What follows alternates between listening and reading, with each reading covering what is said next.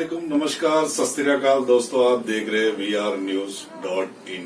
आज फिर एक बार आपकी खिदमत में मौजूद है मोहम्मद नईम शेख जी, और आज उनके पास एक मुद्दा है, विषय है आलोक इंडस्ट्री लिमिटेड, जो कि बिग स्कैम हुआ है इसका। हाँ दोस्तों, आपने सही सुना, बहुत बड़ा घपला है।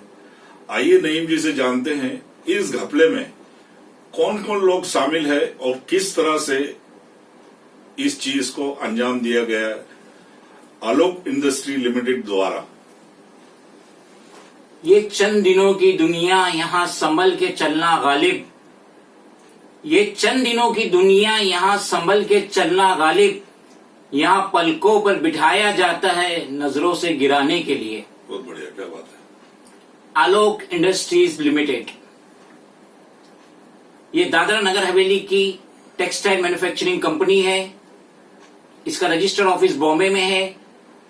इस कंपनी के प्रोमोटर्स ने 29,500 करोड़ रुपए PSU unit, public sector unit, state bank of India and others Indian bank से इन्होंने लोन उठाए। इस लोन के अवज में उन्होंने अपनी बेनामी प्रॉपर्टीज बनाई और उसके बाद दोनों हाथ आसमान में उठा के बैंकरप्सी कर दी, कंगाल, दिवालिया घोषित कर दिए। इसमें सबसे बड़ा जो लोन दिया तो वो स्टेट बैंक ऑफ इंडिया था। जब इस कंपनी का मार्केट में बॉम्बे स्टॉक एक्सचेंज में 2 रुपया रेट चल रहा था पर शेयर का, 10 रुपया फेस वैल्यू का, उस टाइम पे state bank of India front में आए, उसके ऑफिसर्स फ्रंट में आए और वो ये 2 रुपये वाला शेयर अपना लोन कंप्लीट कवर करने के लिए 10 रुपया 12 रुपए में खरीदने तैयार थे। मुझे जैसी इस चीज की इंफॉर्मेशन हुई थ्रू बीएसई, इमीडिएटली मैंने अपना कंप्लेंट कॉरेस्पॉन्डेंट शुरू किया, क्योंकि ये ओपन चीटिंग थी with PSU, public sector unit, यानी गवर्नमेंट ऑफ इंडिया की जो यूनिट है, state bank of India as well as other private banks.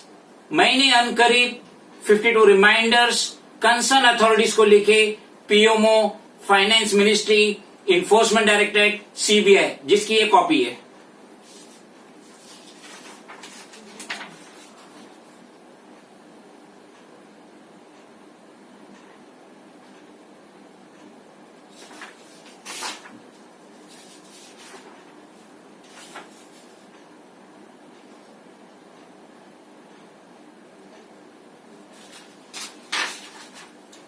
मेरी इस कंप्लेंट की वजह से ये डील कैंसिल हो गया।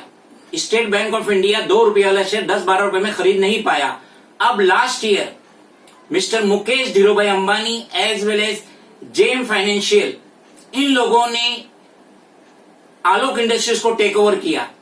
29,500 करोड़ का जो लोन है महज 5,050 करोड़ में इन्होंने सेटल किए और state bank of India and others private bank को 24,500 करोड़ का लॉस हुआ।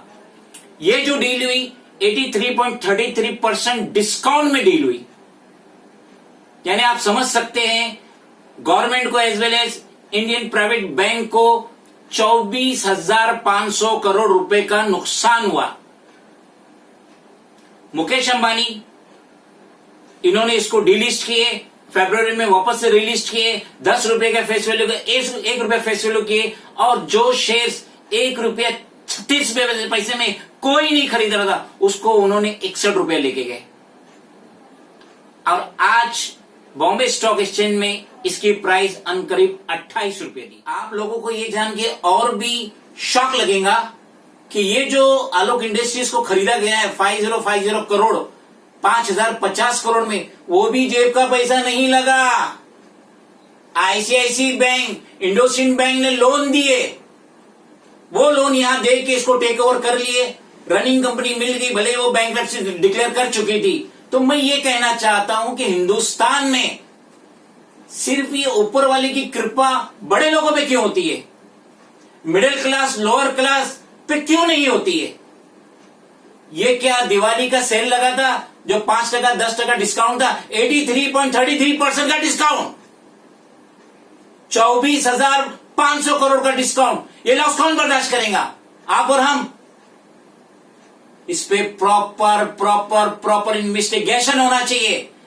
Bombay stock exchange, national stock exchange, finance ministry immediately suspend करे आलोक इंडस्ट्रीज लिमिटेड की ट्रेडिंग को और प्रॉपर इन्वेस्टिगेशन करे।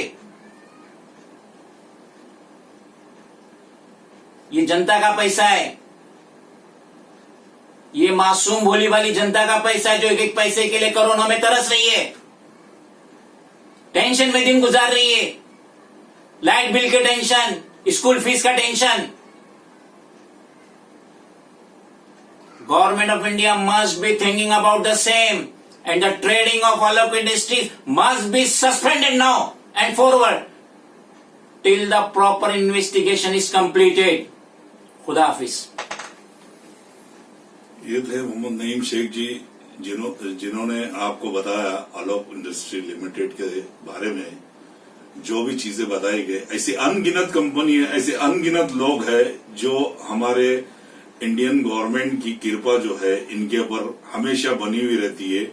जो कि कोरोना काल चल रहा है, आज मिडिल क्लास के लोग, लोअर कास्ट के लोग जो एक एक रुपए को तरस रहे हैं, उसके बाद में 24,450 करोड़ का घपला, यानी डिस्काउंट जो दी गए बैंक ने या गवर्नमेंट ने, तो ये पैसा किसका है? जनता का है। अब जनता खुद फैसला करे कि ऐसे लोगों का क्या करना चाहिए। जय हिंद, जय महाराष्ट्र।